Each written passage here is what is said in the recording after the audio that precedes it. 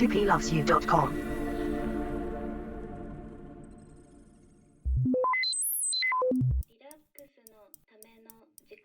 It's time to relax. It's time to find a quiet place. Close your eyes and drift away.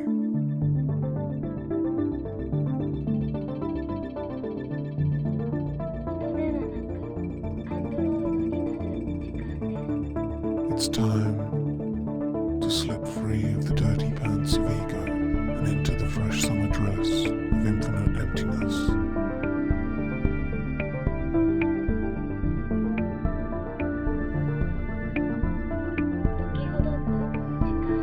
It's time to unravel. It's time for Tippy.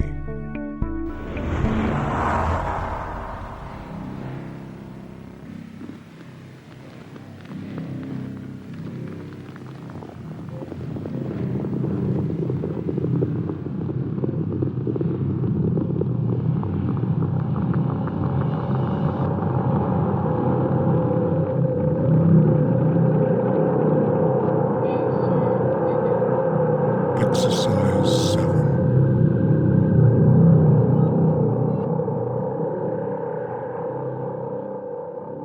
You find yourself lying on the warm sand by a lake on a lovely summer's day.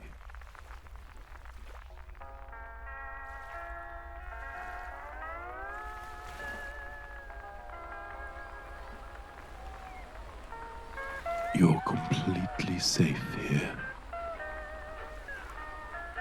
You are completely safe and comfortable and at peace. There's nothing to bother you and nothing to concern you.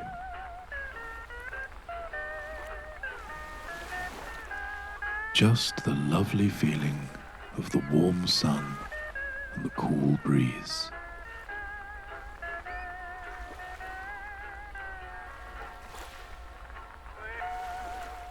You can hear the water gently lapping on the shore and some children playing far off along the beach.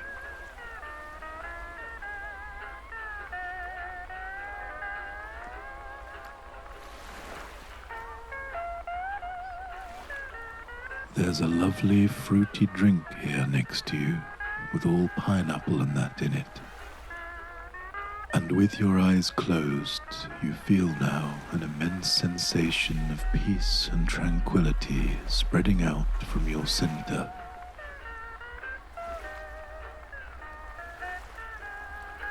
Take a deep breath, and in your own time, let it go.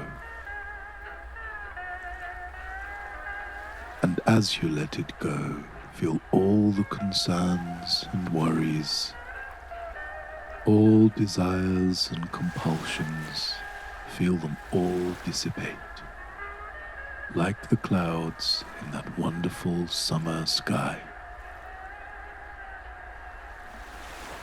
drifting away like clouds on the breeze. Nothing to worry about, nothing to bother you. Just the warm sand beneath you, the hot sun on your skin, and that chilly, bitter, biting breeze.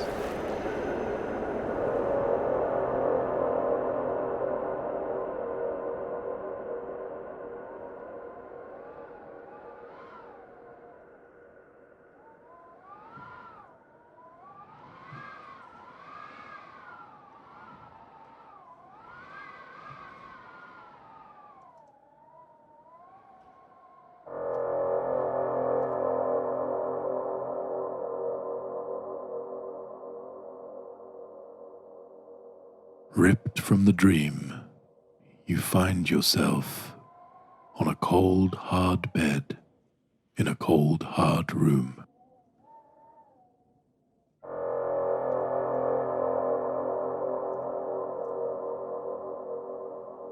The klaxon is sounding out across the city, rousing the workforce from their slumber.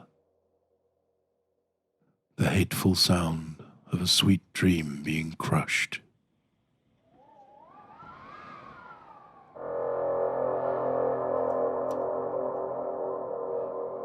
It is a hideous, honking nightmare. The grey concrete walls and ceiling here are damp, and there is a freezing draught running through the room. As always.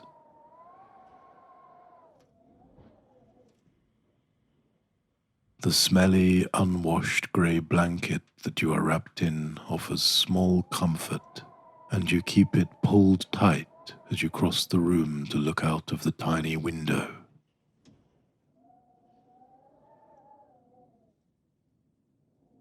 You wipe the frost from the glass and behold the endless city sprawling out in all directions as far as you can see.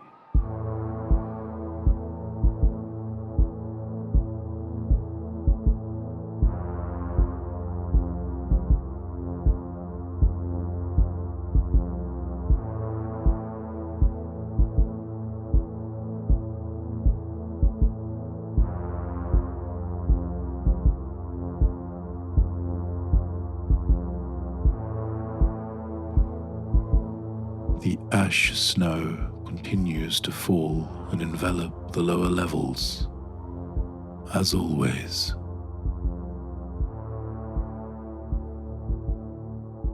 You hear a muted thump in the delivery portal, signaling the arrival of your morning victuals.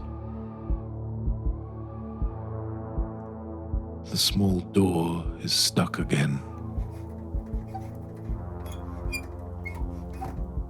You employ the time-tested method of wedging the black fingernails of your left hand into the tiny gap between the frame, whilst trying to lift the door with your other hand.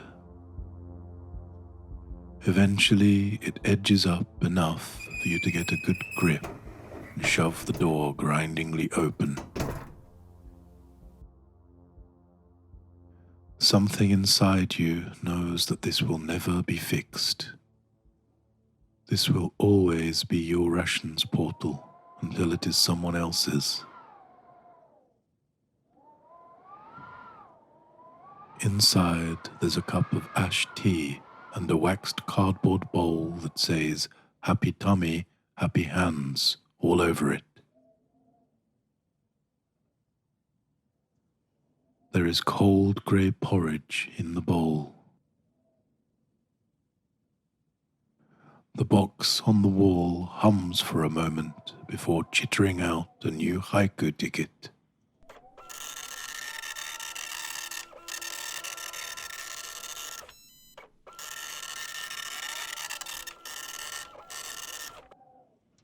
First meal of the day. No fruit flakes or bread product. Not enough credit.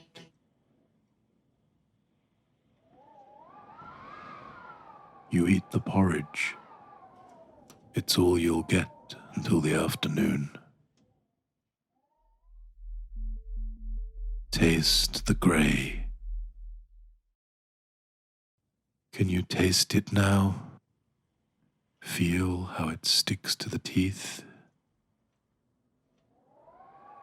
If a sky blackened by clouds of industrial waste was food, this would be it. Feel that greyness slipping down your throat now, greying up your insides,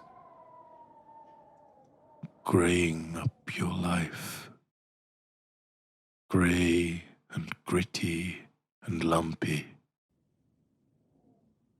Likewise the tea, which seems somehow colder than the room.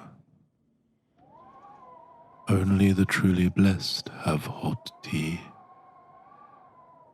Those who live on the higher levels, closer to the breathing air. They say that through the heat of a hot tea you can barely taste the chlorine.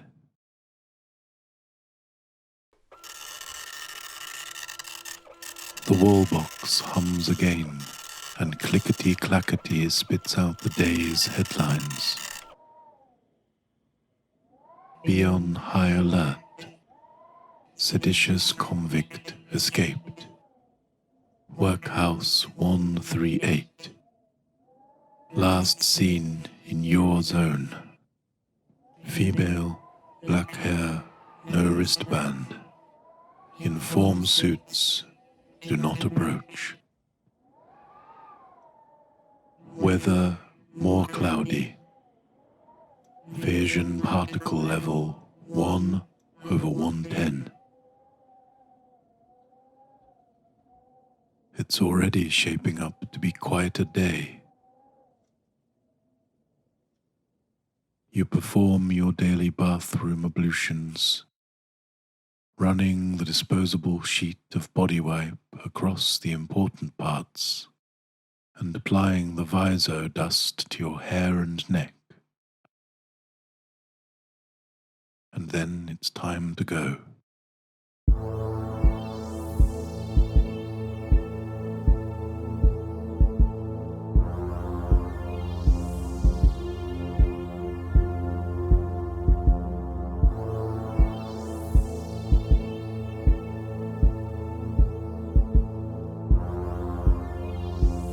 You join the parade of other workers taking the stairs up to the nearest platform, level 20, and wait in the waiting area for the Mastran to arrive. It is always on time.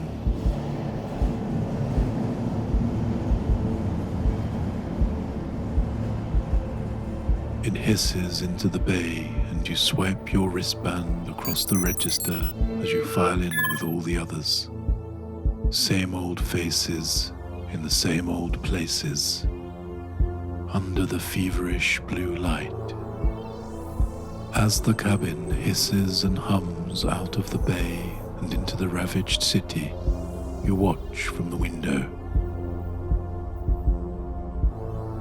Mastran rails running all around like the tracks of giant maggots feasting on the corpse of the beaten world.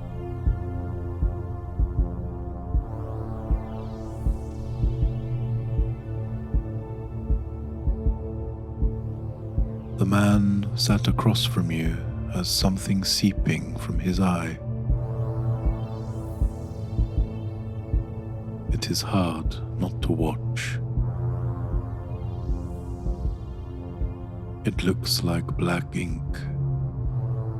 When he gets up to leave at his station, you see a curled up piece of paper on his seat.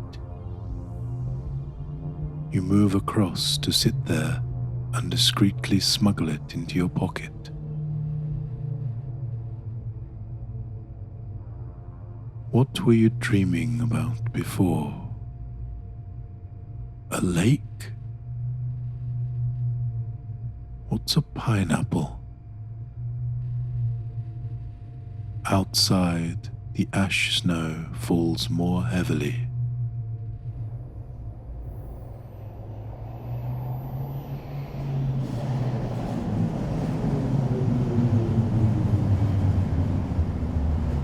The Mastran arrives at your station and you raise your collar and keep your head down to keep the corrosive flakes of ash snow from your skin as you hurry to the workhouse. A couple of associates patrol the walkway.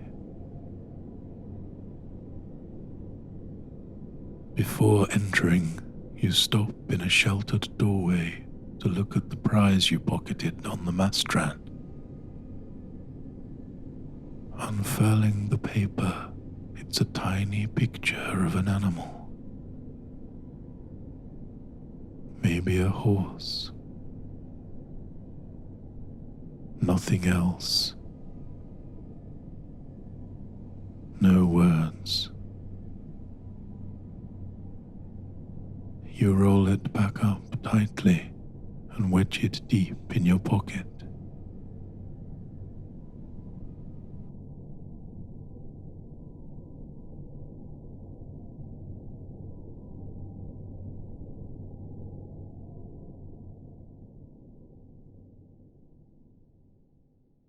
You swipe your wristband on the register to enter the workhouse at level 20, then step into the elevator. A man is talking to a woman about the morning news. He says, "I don't know why they bother. My brother was an associate and he would destroy someone like that. No questions asked. Destroy. He seems like a dick." The woman says nothing and stares into the middle distance. You exit at 47 and walk the long corridor to your work terminal.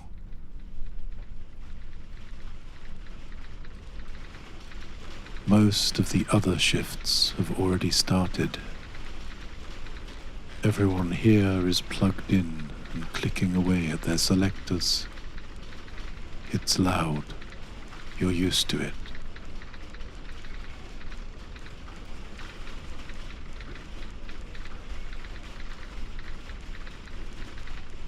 At your terminal, the wall box has a haiku waiting for you. Like an ugly robot dog with a paper tongue hanging out. You tear off the ticket. A fresh day again. Thank the sales force with hard work. Perfectly in tune.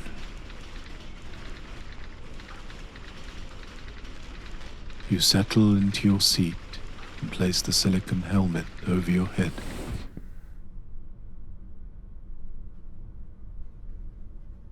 These things are heavy, covering your entire head right down to your collarbone, like a giant plastic garbage bin inverted over your cranium. It instantly makes your neck ache in familiar ways. The visor screen inside the helmet fizzes and glitches for a second. You whack the side of it and it blurts into life.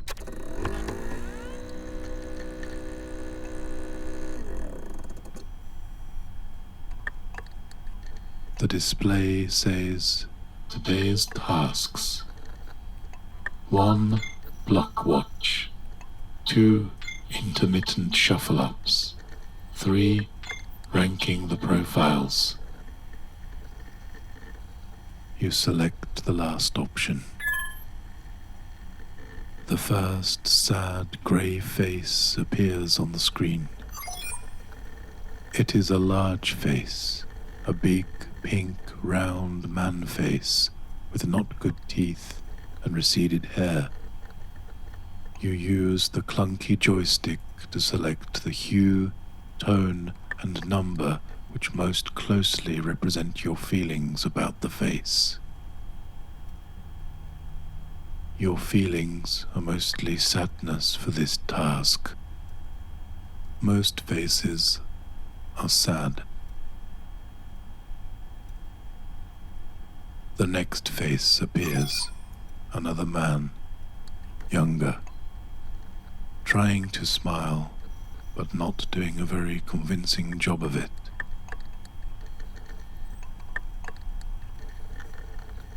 You rate it accordingly, and on it goes, as always.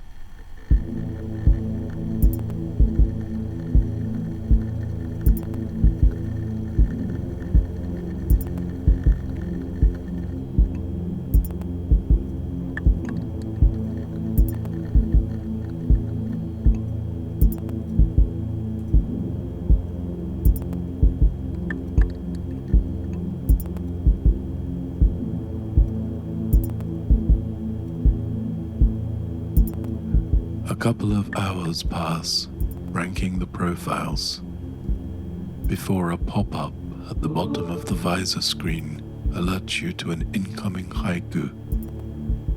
You take off the helm and try to blink away the retina burn. The wall box begins to hum and crackle and grinds into action, printing out a new message. Regarding changes, your presence is required. Level 51. This is not good news. Being a level 40 worker, any news of ascension would come through your level 40 superior. To be summoned to any higher level probably means some sort of disciplinary. Your mind turns to the piece of paper you picked up on the Mastran. The piece of paper you stole. Picture of a happy horsey. But it was left behind, discarded. It doesn't matter. It wasn't yours. And now level 51 calls. What is there to do but face the music? Take a deep breath. Maybe this will be okay. Deep breath in and let it go. Okay. As you walk the corridor, you feel a prickling sense of dread. All these other workers, safe inside their viewing helmets. How you envy their tedious work days now that yours has taken this horrible turn. Oh, fractious day.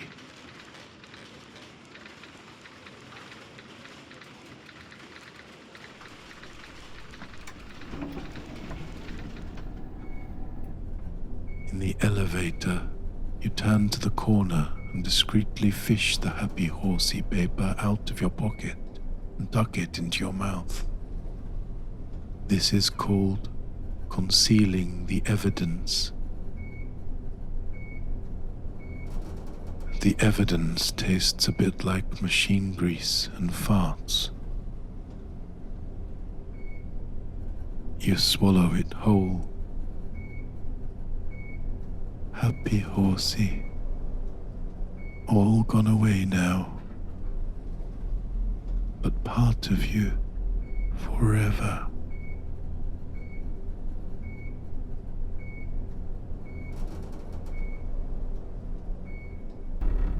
The elevator signals your arrival, and you take a moment before swiping your wristband on the register.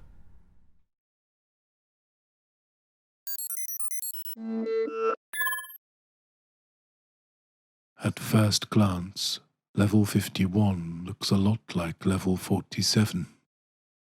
Same layout, but instead of 47's muted cack brown and intestinal purple, 51 is storm cloud grey and black. Plus, there are no people here. No people and no noisy clicky-clacky sounds of selectors. Just the buzz and hum of unseen electrics. It smells like old meat.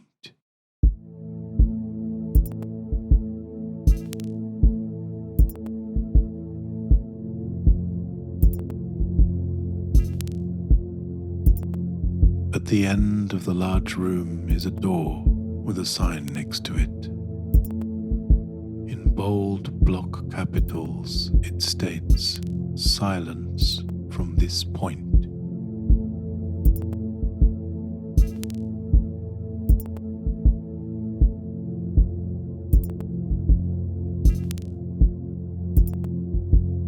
The door opens onto a narrow corridor and a long queue of people you don't know. The person last in line looks at you as you enter, but affords you no acknowledgement. You take your place in line behind her. After a few minutes, the line shuffles forward. There are signs all along the corridor. Most of them just say silence in large, aggressive red block capitals. As the line arduously moves forward, you see the next sign. The system does not allow for transposition of consequentials. You're not sure what this means, but it sounds severe. You hear a muffled shout from far away, maybe outside on the walkway. It sounds like someone yells, "Crop duster," or maybe "blockbuster." And there's some sort of commotion and some yelping. What's going on out there? It adds to your unease. You try to peer down the line to see if there's an associate you can ask. Are you even in the right place? The line just goes on and on though, with no end in sight. On and on and on and on and on and on and on.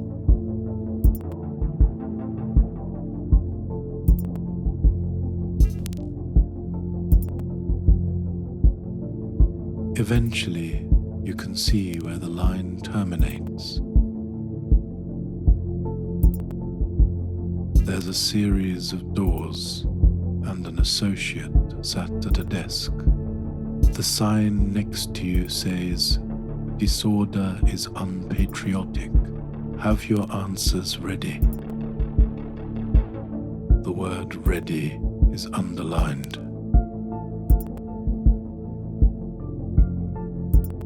Answers for what? You're feeling your anxiety rise now. Sped up footage of a loaf in an oven. Where did you see that? You're really not sure this is where you're supposed to be. Did you get off on the wrong floor? Why hasn't anyone come in behind you? Too late now. Here you are at the desk with the associate. The associate is writing something with a stylus on a green pad. Without looking up at you, he points at a register and says, "Swipe." You swipe your wristband on the register. The associate says, "Door 17.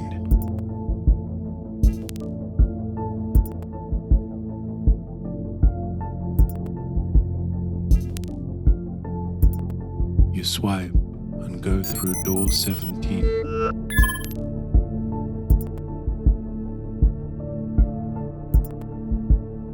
It's another narrow line of people, but you can see the end of this queue. The queue ends at a door. Above the door, a sign flashes, "Silence at all times," in red lights.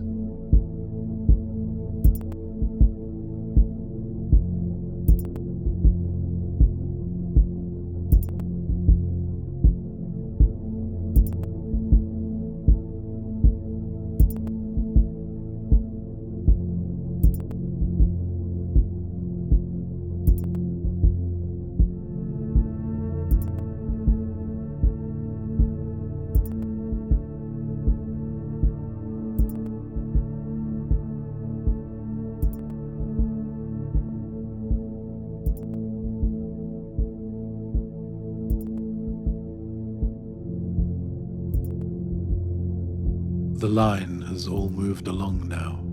Only one person to go. You're next.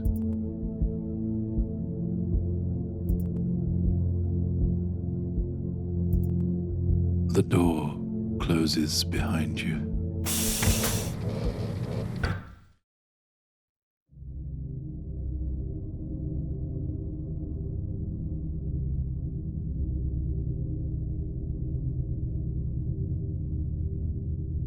The walls here are black and damp. Something is dripping. The only light comes from the flickering green screen of a beige terminal at the end of the room. You step around the puddles on the floor.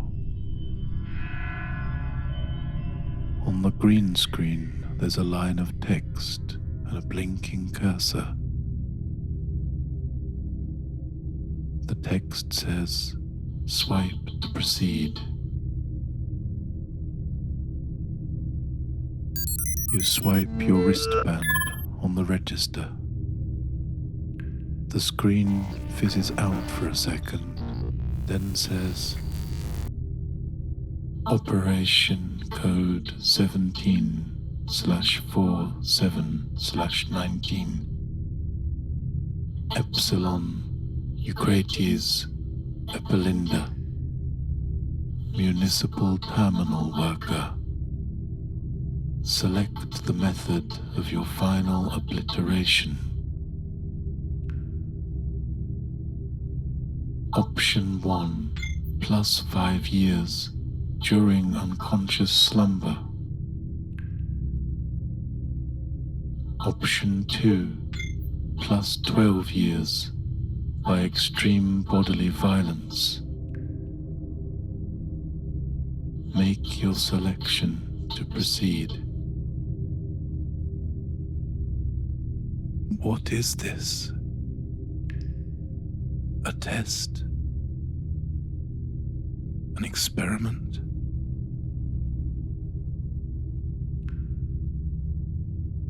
You notice that the keys 1 and 2 on the keyboard have been worn blank and are smudged with grime, while the other keys appear untouched. There doesn't seem to be a way out of this. Perhaps it doesn't matter.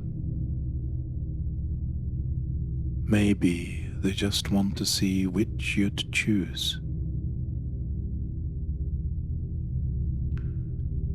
But it seems you have to make a choice.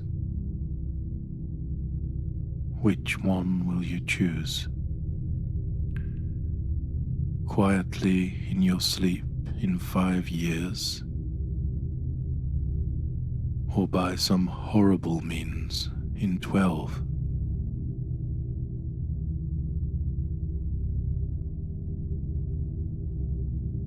You need to make a decision. The cursor is blinking insistently. Make your selection to proceed.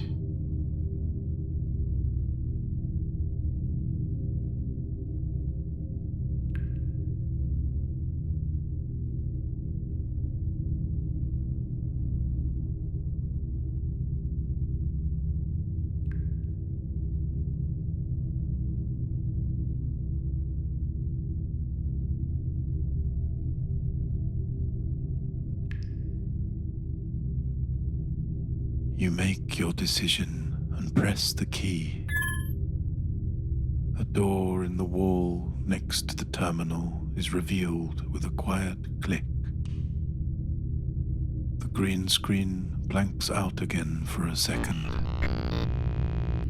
then says, "Please return to your terminal."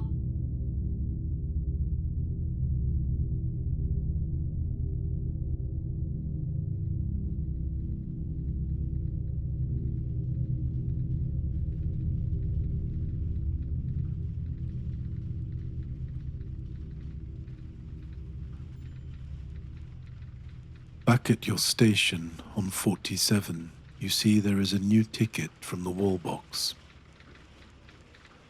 Convict still at large. Opposition is time theft. Remain vigilant. You pull the helmet on and wait for the visor screen. It blinks into life. Today's tasks: 1. Ranking the profiles. 2. Floor jacker. 3.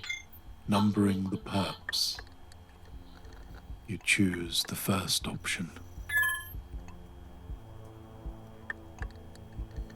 A sallow, haunted face appears on the visor screen. You make the appropriate selection.